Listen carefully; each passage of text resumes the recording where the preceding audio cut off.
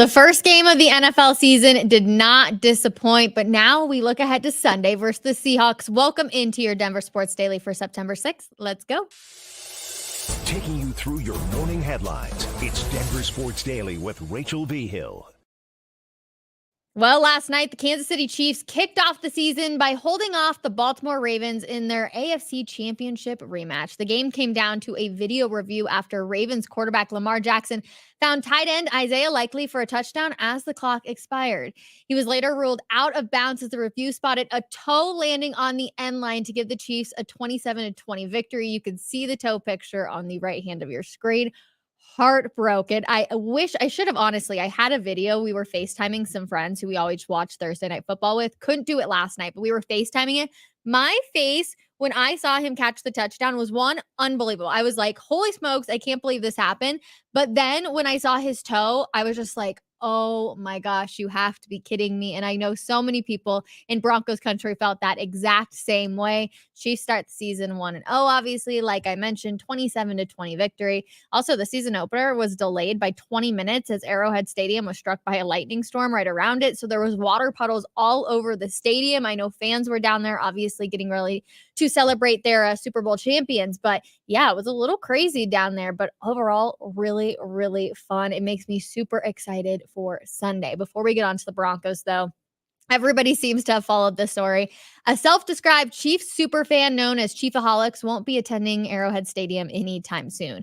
Xavier Chiefsaholics Bubar was sentenced to 17.5 years in federal prison on Thursday after pleading guilty to a string of bank robberies. The 30-year-old was a fixture at Chiefs games wearing that gray wolf suit. He was also a very popular social media personality. He was arrested in 2022 after robbing a credit union in Tulsa, Oklahoma. He then escaped authorities for several months in 2023 after cutting off his GPS monitor, continuing to rob banks until he was arrested again in California. It's crazy because I actually remember the first time he was arrested, and it's hard to believe that that was literally over 2 years ago. So 17.5 years in federal prison. Now we'll move on to the Broncos, though, because the Ringers pre-week 1 quarterback ratings were published on Thursday, and ranking dead last was the Broncos rookie starter, Bo Nix.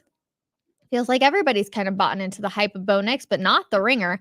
At the bottom of the AFC West was also Raider starter journeyman Gardner Minshew and failing first overall pick Bryce Young with the Panthers. So fascinating that those two guys also sit above Nix, but hey, you got to go out there and prove it. But it's not exactly where the Broncos want to see their quarterback, although I doubt that they really care about any of these rankings. But why is it that poor rating of 72 and last in the system? Well, Stephen Reeves notes, after the whole Taysom Hill thing, I am no longer taking Sean Payton's word for it when it comes to quarterback.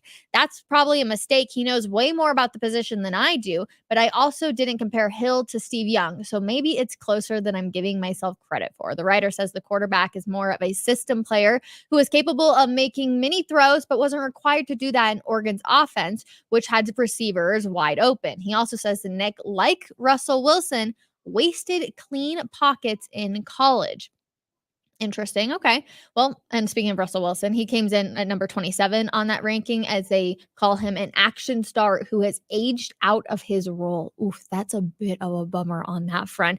Now, Russell Wilson is dealing with a calf injury right now, which might put his week 1 status in jeopardy, but it also might put his week 2 status when he returns back here to the Mile High City in jeopardy. That would be a huge bummer. 104.3 The Fan insider James Palmer added that Wilson was supposed to meet the media after practice, but that was tentatively rescheduled for Friday. We'll see if that ends up happening, of course, but that calf obviously still giving him a bit of issues. Wilson also missed a chunk of training camp dealing with it and had a disastrous preseason debut against the Bills, but then rebounded against the Detroit Lions, earning that starting spot as well. So we will hopefully see him sooner rather than later, because I would love to see him come play in the Mile High City, but who knows?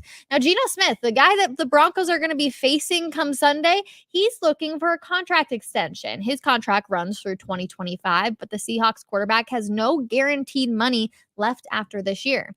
He told reporters this week that his representation approached the Seahawks about a contract extension during the offseason. He quote unquote says, yeah, it's true. That's just normal business. Nothing wrong with that. The Seahawks, though, had no interest in an extension. And general manager John Snyder said last week that he hasn't discussed a new deal with Smith's camp.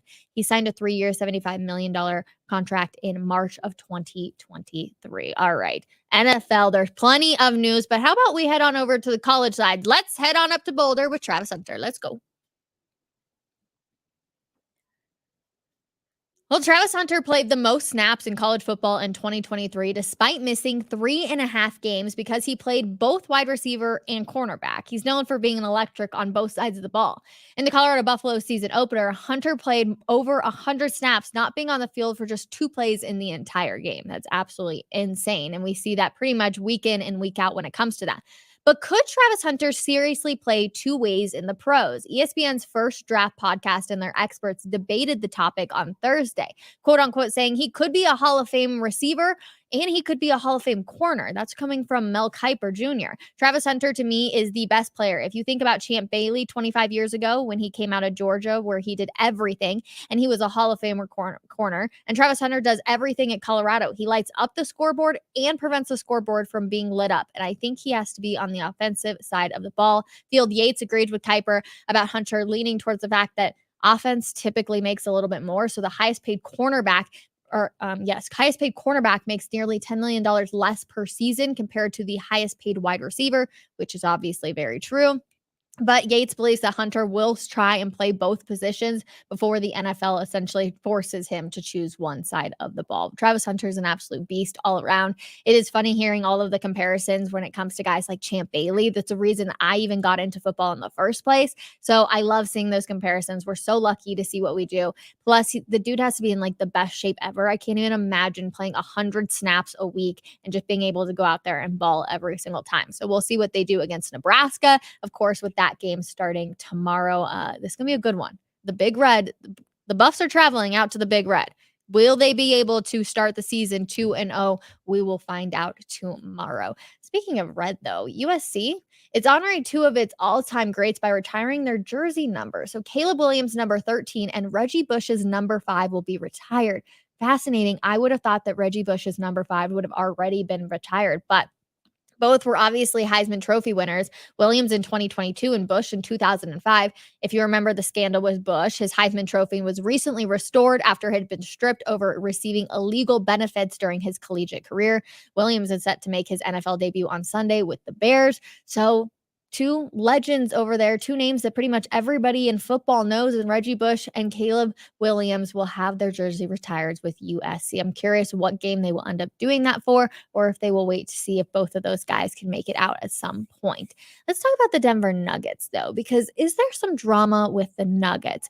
Booth seems to want to go young. Their GM and building around Jokic, and Michael Malone, we all know, loves his veteran players, but also looming over the franchise is the fact that Jamal Murray still hasn't signed the max contract that everybody's been talking about. And that's something that's created a lot of controversy and a lot of people starting to read between the lines with what's going on here in the Mile High City. Now, reading between the lines, it appears that Malone and Booth might not be on the same page. And on his podcast earlier this week, NBA insider Zach Lowe said that part out loud. There are quote unquote rumblings, Lowe said, rumblings that the coaching staff and front office, or at least the head coach and the front office, aren't exactly seeing eye to eye in Denver to agree.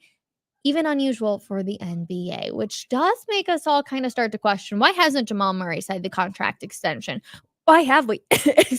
Excuse me. Why have we seen, some disagreements and things not working out the way a lot of people do? You have one of the best players in the NBA, if not in the world, on your team in Nikola Jokic, and yet you're not able to, go further in the playoffs this year after winning a championship. And then you have KCP leaving to Orlando. There is some rumblings that are starting to happen. And of course, there are always going to be disagreements between the head coach and management, but if there are these many differences, is Josh Kroenke going to have to make a decision on who to keep? We have Booth with his contract extension essentially ending after this next year, but Michael Malone just signing a contract extension too. So who will win the battle if they're not able to come together and figure it out? We will find out. So just a little interesting Nuggets update for you. The Jamal Murray stuff is really what gets me, where I'm like, why isn't Jamal Murray signing this contract extension? You would think for himself he would want to. I mean, it's a max contract. He hasn't been an all-star. So why hasn't he signed it? It makes me wonder. Training camp's going to be here before we know it. So we'll see if he actually gets it done before then. Okay, dokie. Dun, dun, dun, dun, dun, dun. Was rooting on the Ravens all night, but that means the Broncos need to beat the Chiefs twice. Oh my gosh, isn't that actually so funny and so true that yes, the Broncos should beat the Chiefs twice, but probably won't happen. I have them going 1-1 on the season, which I would love. Who got 17.5 years in prison? That's the Chiefaholics. If you saw the guy wearing the gray wolf suit, he in fact got 17.5 years in federal prison for robbing banks. So lots of people know him for his social media stuff, but he ends up going to prison. Good morning, Rachel. Good morning, Michael. You guys, I can tell it's a Friday. People are like, I am done for the week. I'm ready for the weekend. Nebraska, of course, tomorrow for CU.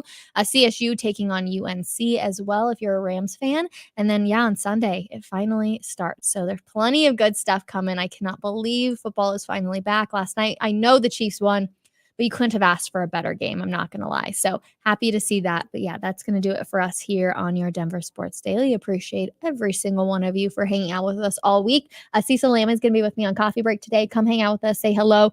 We're talking, of course, about Broncos, Seahawks, kind of where the Broncos can get a step ahead over them and what we expect to see from the Seahawks defense going up against Bo Nix. So it's a good conversation. Come hang out with us 12 p.m. and we will see you guys on Monday. Bye, everybody.